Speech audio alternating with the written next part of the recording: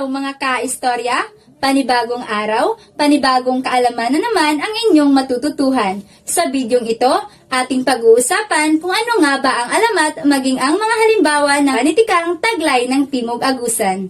Ano nga ba ang alamat? Ang alamat ay kwentong nagsasalaysay ng pinagmulan ng mga bagay-bagay sa daigdig. Ngayon ay sabayan ninyo akong alamin ang mga elemento ng alamat. Una ay ang tauhan. Ito ay tumutukoy sa mga karakter na gumaganap sa kwento. Maaring bida, kontrabida o suportang tauhan. Ikalawa ay ang tagpuan. Ito ay tumutukoy sa lugar na pinangyayarihan ng aksyong insidente, gayon din ang panahon kung kailan naganap ang kwento. Ikatlo ay ang saglit na kasiglahan. Ito ay naglalahad ng panandaliang pagtatagpo ng mga tauhang masasangkot sa suliranin. Pang-apat ay ang tunggalian. Ito ang bahaging nagsasaad sa pakikitunggali o pakikipagsapalaran ng pangunahing tauhan laban sa mga suliraning kakaharapin, maaring sa sarili, sa kapwa o sa kalikasan. Panglima ay ang kasukdulan. Ito ang pinakamadulang bahagi. Dito ay pinapakita ang sukdulan ng pakikipagtunggali ng pangunahing tauhan sa mga suliranin. Pang-anim ay ang kakalasan. Ito ang bahaging nagpapakita ng unti-unting pagbaba ng takbo ng kwento mula sa maigting na pangyayari sa kasukdulan. Pang-pito ay ang katapusan. Ito ang bahaging maglalahad ng magiging resolusyon ng kwento. Maaring masaya o malungkot, pagkatalo o pagkapanalo. Ang mga sumusunod ay mga gabay na katanungan para sa inyong panunood.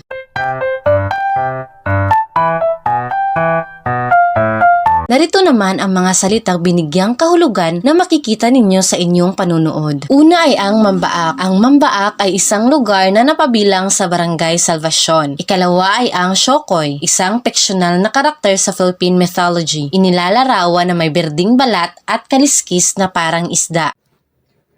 Ang alamat na inyong mapapanood ay nagmula sa Salvacion, Bayugan City, Agusan del Sur.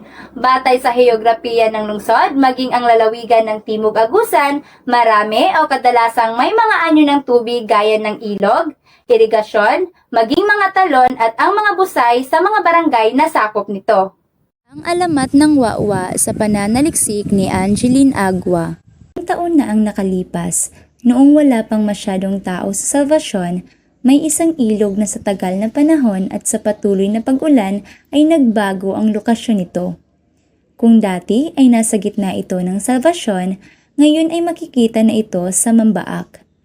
Noong nag-iba na ang lokasyon nito, ay pinaninirahan na ito ng mga Serena, Shokoy at iba pa.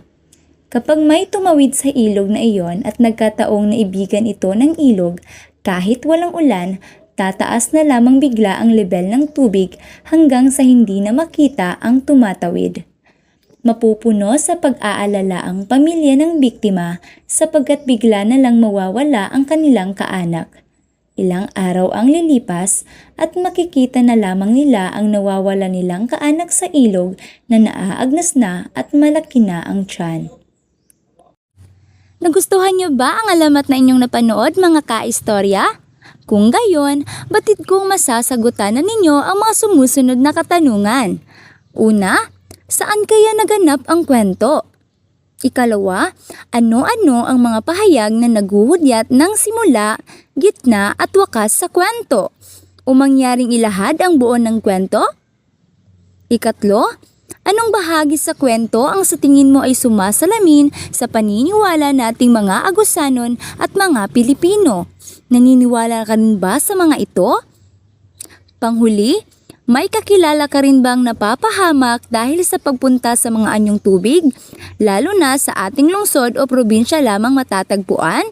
Ano kaya ang dapat nating gawin upang hindi ka matulad sa kanila? Hanggang sa muli mga ka-istorya, maraming salamat sa panunood. Paalam!